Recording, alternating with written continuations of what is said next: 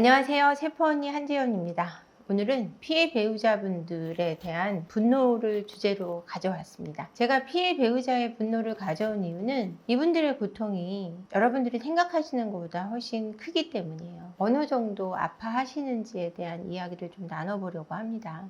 제가 이제 외도에 대한 부부 상담을 많이 합니다. 제가 그런 주제를 많이 다루고도 있지만 피해 배우자분들, 가해 배우자분들이 그만큼 많다라는 얘기거든요. 이 피해 배우자분들 중에 한 사례가 아내가 임신을 합니다. 임신을 해서 한 4, 5주 차에 외도를 하고 4개월이 됐을 때 외도가 들통이 납니다. 들통이 나자 이 남자는 이혼을 요구하고 아이를 지우라고 합니다. 이 아내분은 생명을 포기할 수 없다. 이혼을 당하더라도 외도를 했다더라도 내 아이만큼은 지키겠다는 결심으로 아이를 유산시키지 않습니다. 그래서 생명이라는 건 너무 소중하기 때문에 상황이 어떻든 내 손으로 생명을 지울 수 없다라는 마음으로 아이를 계속 키워갑니다. 뱃속에서. 이 남자의 외도는 멈추지 않고 직장 내에 있는 여직원과 외도를 멈추지 않습니다. 그 여직원도 유부녀고요. 신혼인 여자입니다. 그래서 이 여자가 이제 남편에게 외도가 들통이 나고 이혼을 하게 됩니다. 그럼으로써 가해 배우자인 남편은 더 강한 이혼을 요구하고 아이를 중절 수술할 것을 권합니다. 책임지지 않겠다는 말도 서슴지 않죠. 이렇게 하고 있는 가운데 이 아내분이 할 수 있는 거는 눈물을 흘리는 것,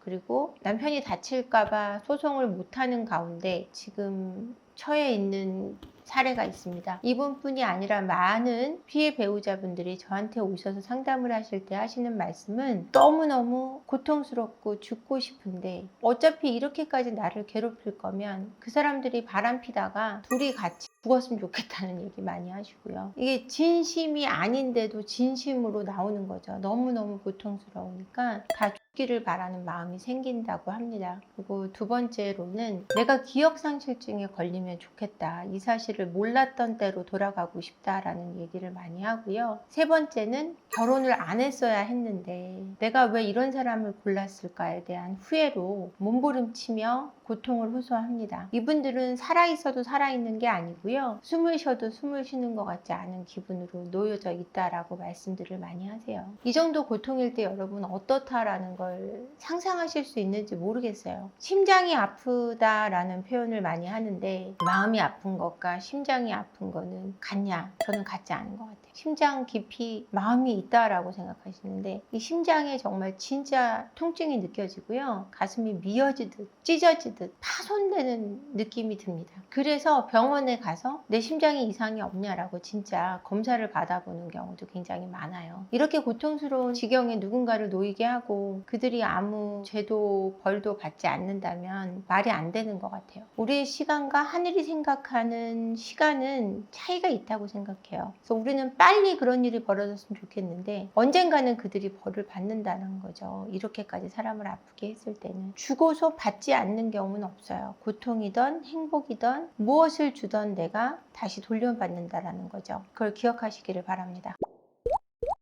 불륜 사실을 처음 알게 되었을 때 분노는 보통 누구에게 먼저 향하게 되나요? 첫 번째는 배우자에게 분노가 일어납니다. 그래서 배우자가 너무 믿고 어떻게 나한테 이럴 수 있지? 나한테는 이러면 안 되는 거 아니야? 라는 말을 많이 하세요. 그리고 나서는 이제 상간자나 상간녀에게 분노가 돌아가는데 여러 가지 케이스가 있다고 해도 이거는 절차가 똑같아요. 일단은 배우자에게, 그리고 그 다음에 상간자나 상간녀에게 돌아가는데 결국 분노의 종착지는 상간자나 상간녀입니다. 그래서 이거를 왜 내 배우자보다 상간자에게 화가 날까? 라는 고민을 많이 하시거나 아니면 답변을 찾으시는데 내 배우자는 나하고 관계적인 측면에서 굉장히 친밀해요. 그리고 나한테 준 것도 많고 함께 나누었던 게 너무 많은 사람이에요. 그러는 깊은 관계성이 있고 나는 이 사람에게 많은 이득을 취한 적도 있고 이득을 주기도 했어요. 이런 관점에서 나한테 아무것도 주지 않고 교류가 없던 사람을 더 미워할 수밖에 없습니다. 내가 이 사람과 결혼 생활을 유지하기 위해서는 내 배우자에게 분노가 계속 머무르면 그게 살아갈 수 없다라는 것을 방어적으로 아시는 것 같아요. 심리적인 어떤 기본적인 기본 방어 기제로 나오는 건데, 그래서 결국 상간자에게 미움이 종착되지만 이제 이게 복구하는 동안에 모든 관계가 끝나고 상간자와 배우자의 관계가 끝나고 배우자가 돌아왔을 때는 그 상간자에 대한 미움보다 배우자에 대한 미움도 커지고는 합니다. 회복되는 시점에서 헤어지시는 경우도 꽤 많은데요. 왜 회복하는 가운데 헤어지게 되냐면, 내가 다시 생각해 보니, 그리고 이 사람이 돌아와서 자기 자리를 찾고 보면 더 객관적인 시각으로 조금 멀어진 상태로 그 사람을 바라보게 되거든요. 그러다 보면은 결국은 배우자에 대한 미움이 깊어져서 도저히 용서할 수 없다라는 결론을 내리기도 합니다.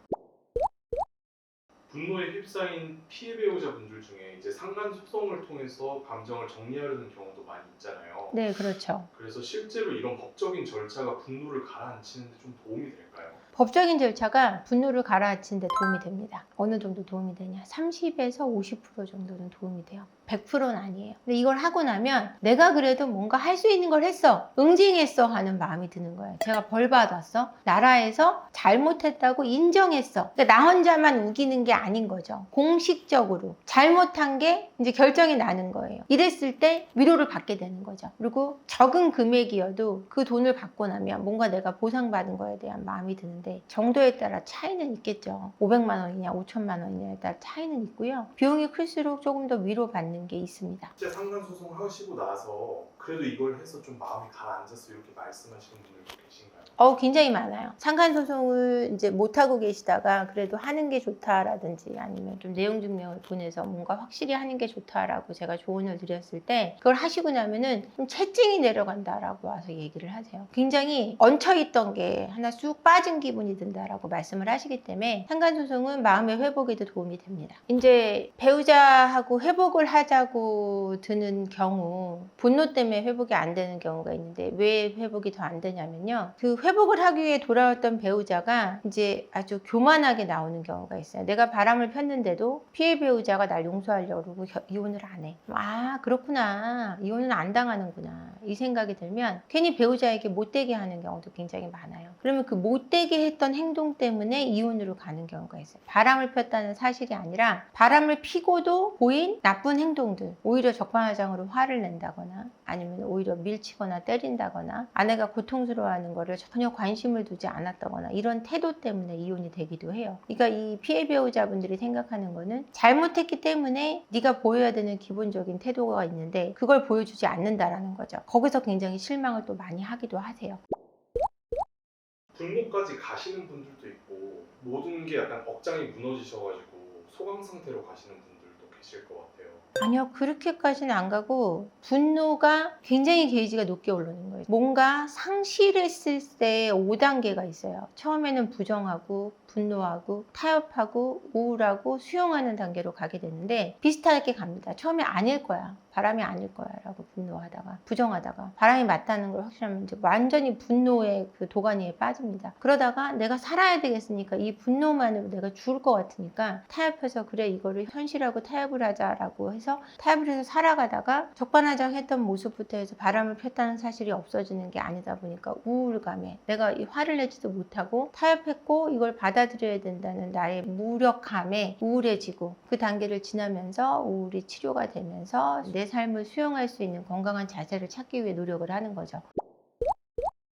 분노가 이제 오래 지속되면 지속될수록 본인의 삶에 어떤 방식으로 좀 영향을 미치게 되는지. 분노가 나를 망쳐요, 사실은. 이 분노를 내가 해소해내지 못하면 화는 낼수록 커지는 거예요. 예전에 이런 얘기, 헤라클레스가 어떤 돌멩이랑 딱 부딪힙니다. 그래서 돌멩이가 딱 부딪혀서 화가 나서 발로 딱 걷어찼더니 더 커지는 거예요. 한 번 더 걷어차니까 더 커지는 거예요. 알고 보니까 이게 화였던 거예요. 헤라클레스가 이 화를 이기지 못했어요. 화를 낼수록 더 커지기 때문에 모든 거를 이길 수 있었던 헤라클레스도 화는 못 이겼다라는 예전 얘기가 있는데, 이처럼 분노도 화잖아요. 화의 일환이잖아요. 그래서 분노를 하면 할수록 분노는 더 커져요. 왜냐하면 내가 그것이 억울하고 너무 힘들고 여기에 꽂혀 있으면은 내 삶을 오로지 분노로 채우게 되면 숨쉬기도 어렵고 밥 먹기도 어렵고, 누군가 만났을 때 피해의식 속에 반응하는 것도 오롯이 다 화로밖에 반응이 안 되기 때문에, 내 사회생활과 나의 삶과 내 자녀와의 관계, 그리고 내 삶을 주체적으로 살아가는 모든 것을 것을 잃는다고 해도 과언이 아닐 겁니다. 그러니까 분노 속에서 빨리 나오시기를 바라고요. 이 분노 속에 있을 때 얼마나 불행한지 저는 피해 배우자분들이 가장 많이 알고 있다고 생각해요. 그래서 가해 배우자가 이걸 알아야 된다고 믿으시는데 알아야 되죠. 하지만 그들은 절대 알지 못한다는 겁니다. 당해보지 않은 사람은 몰라요. 외도의 아픔도 경험하지 않은 사람은 절대 이해 못하는 부분이에요. 그러니까 누군가가 나를 이해하고 알아주기를 바라기보다는 내가 나를 더 사랑해주는 태도로 사실은 가셔야 되는 것 같습니다. 그래서 그 사람들이 다 죽었으면 좋겠고 기억상실증에 내가 걸리기를 원하고 결혼도 안 했어야 되고 다 불가능한 어떤 상황, 이런 상황에 놓여 있다는 거, 이런 생각을 하는데 이게 다 불가능할 때 훨씬 더 힘들거든요. 그러니까 이런 생각을 하시기보다는 나에게 중심을 맞추고 초점을 맞추고 내 삶을 가치 있게 꾸려가는 것에 더 의미를 두시는 것이 분노로부터 나오시고 여러분의 삶을 회복하는 가장 빠른 길입니다. 오늘 영상 끝까지 봐주셔서 감사하고요. 구독과 좋아요 그리고 알림 설정, 많은 댓글 부탁드립니다. 고맙습니다.